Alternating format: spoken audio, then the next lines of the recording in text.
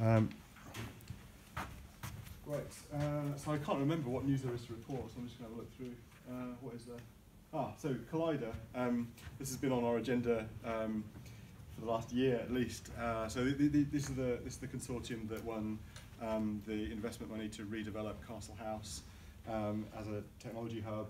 I went and had a look around there a couple of weeks ago and had quite a long conversation with them. Their plans are moving apace. They've managed to attract the British Games Institute and the National Video Game Arcade to Sheffield, and they're going to be a major public attraction in the building. They've also pretty much finalised the deals over the main food court. There's an 18,000 square foot food court in the bottom of it, as well as co-working, and they've done the deal with Barclays, and Barclays Eagle Lab have taken the top floor, and they're going to be basically supporting startups and other small technology enterprises in, I think it's 6 verticals, and creating centres of excellence in those 6 verticals. I can't remember exactly what the verticals are. I know retail's one of them, engineering's one of them, digital media I think as well, games. And the other thing to say is that they've instituted this last Friday thing, which is useful for you, Louis. So last Friday of every month, they have kind of like a drop-in, like lunchtime,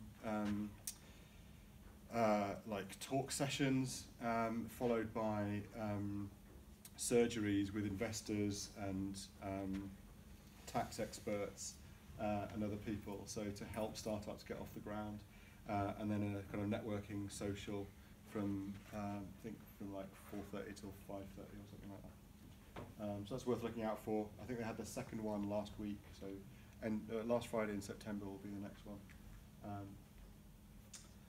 People.SHF, so the people domain of the .SHF coalition kind of kicked off. I don't know if Mark, you want to say anything very briefly about what's going on in that area? Yeah, just briefly. So if I could just say very quickly first, actually, I'll be very quick. We've got a new website, and yes. it's weare.chef, that's SHF.org.uk.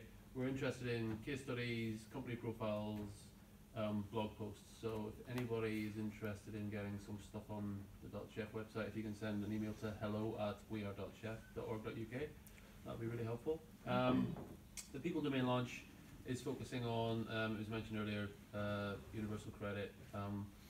Most people should know that this is being rolled out nationally by DWP. It's going to be hitting Sheffield from about October, November of this year.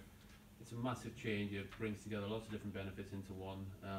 The thing that's causing some alarm, is probably not too strong a word, is that it's going to be 100% digital, which for some of the communities that are going to be claiming benefits, that's quite an issue. And some of the pilot work that's gone around the rest of the country in other cities has led to some big issues for claimants.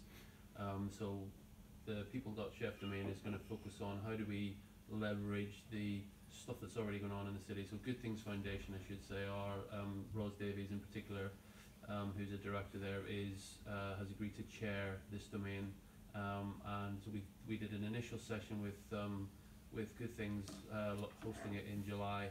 We got a few people from different parts of the community who are interested in digital skills and universal credit together. There's going to be a summit in October, so information about that will be coming out very, very shortly. So if you watch out for that, and if you're interested in how digital skills can help people to navigate the new benefit system, if you've got ideas and insight into that, that'll be something to watch for. And just one other thing to very quickly mention.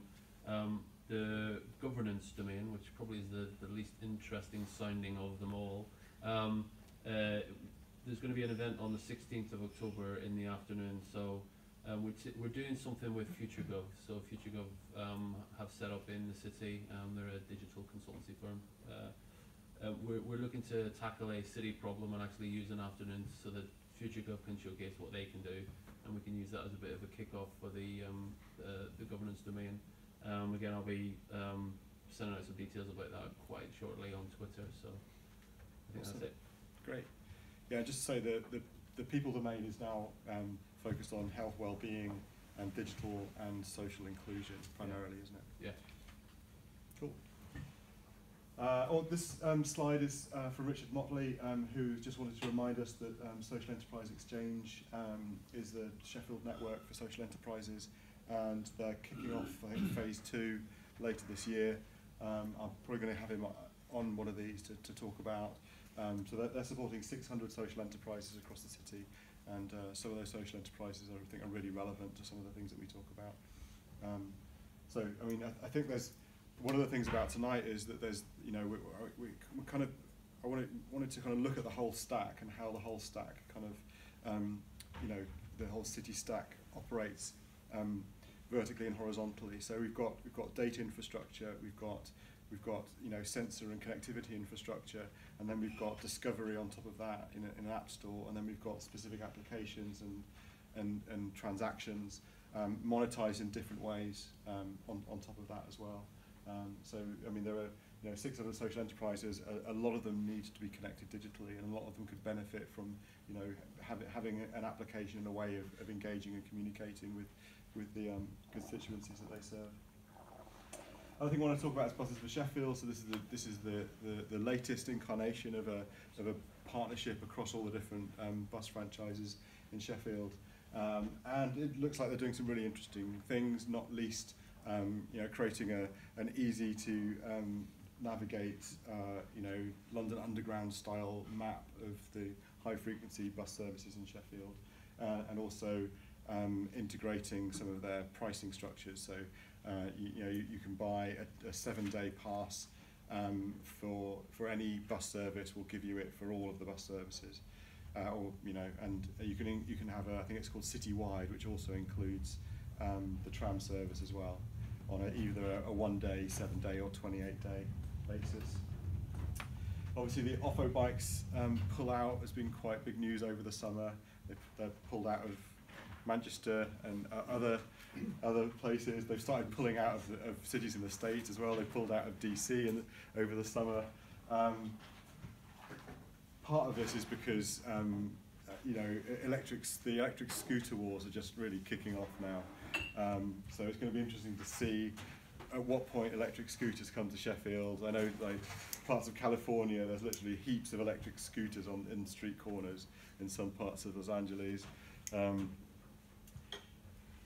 But you know, it's interesting to see how all this stuff is developing. There's been a lot of negative press about how, you know, vandalism caused Offo to leave, but, you know, basically their business model is shot, and they're losing money in other parts of their business, and have cut off some of their, you know, less profitable ventures that were always going to be a bit loss lead anyway. But it's going to be interesting to see what replaces it, or where mobility as a service goes anyway.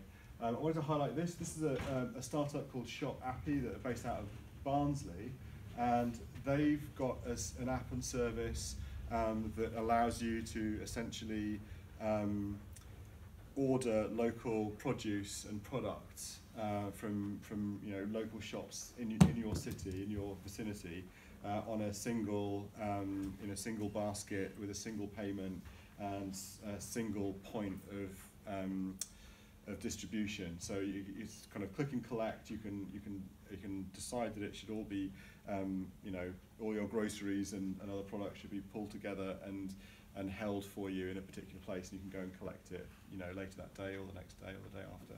And it's really interesting. And they're looking for a large-scale expansion. So they've done lots of little towns, but they're really looking to do one at a city scale. And I think Sheffield would be a really interesting place to do it.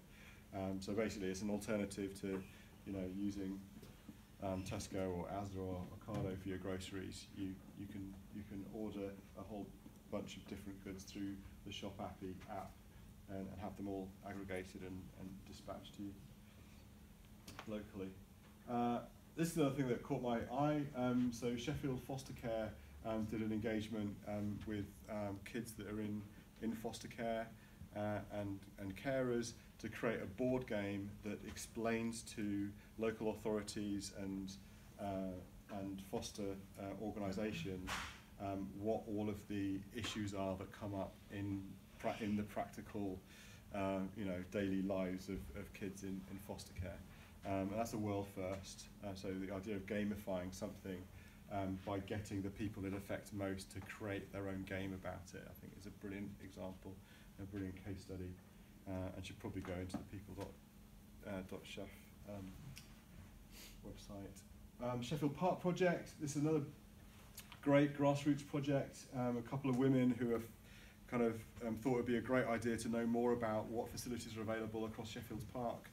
Created a blog and started recording their experiences of going to different Sheffield Parks, and thought we need this across the whole of the city. So asked other people to write their experiences and let them know what you can do in all the parks, and what's interesting and what's fun, and where are the good trees to climb, and all of this kind of stuff. And they're now collecting that information and combining it into an app. So it's going to be a Sheffield sort of grassroots built Sheffield Parks app to give residents a better information and navigation about Sheffield's many parks. Sheffield Things Network, we had the Things Network meeting earlier today. So we currently have 9 gateways. So this is a community-owned Internet of Things network for the city.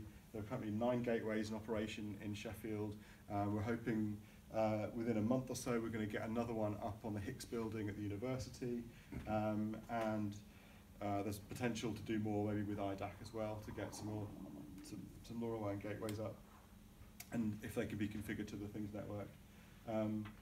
We were also at the end of the first 6 months of kind of the smart city hacks that have been going on at Sheffield Hackspace, where people have been coming and learning how to build devices, both gateways and sensor devices, to put the power of building your own sensor networks, or measuring your local environmental data or other data or actuators in the hands of local communities and people who are not the usual suspects, and not in academia or in industry. So yeah, we meet once a month, and there's lots of people trying to build this network and trying to collaborate together. We still think we've got a little bit of a way to go in building up the infrastructure so that you can do truly cross-city applications, given the infrastructure we've got. We're also in conversations with the guys in Manchester to create the first link between the 2 cities, so you'll be able to go from Sheffield to Manchester with continual connectivity through the LoRa network.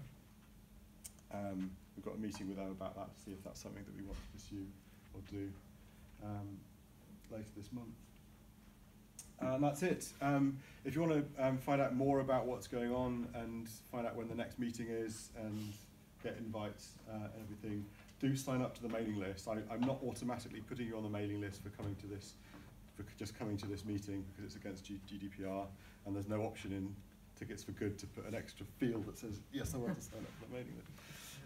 So do go to Sheffield, SmartSheffield.rocks, and put your email address in there, sign up if you want to be on the mailing list. I want to get invitations. And on that note, thank you very much for coming.